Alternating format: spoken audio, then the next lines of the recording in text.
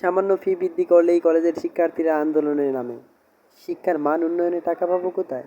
উপাচার্য professor doctor S Amanullah স্যারের এই মন্তব্যে প্রিয় শিক্ষার্থী ভাই বোনদের মন্তব্য কি অবশ্যই কমেন্ট বক্সে জানাবে।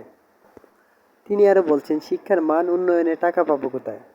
ইতিহাসের পাতায় কোনো ছাত্র আন্দোলন বিফল যায়নি। এই আন্দোলনে বিফল যাবে না যদি আমরা প্রত্যেকেই নিজ নিজ জায়গা থেকে সচেতন থাকি।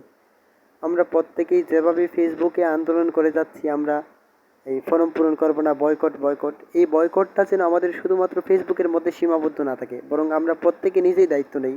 আমার ডিপার্টমেন্টের, আমার কলেজের, আমার বন্ধু বান্ধবদেরকে এই ফর্ম পূরণ থেকে সরিয়ে নিয়ে আসি।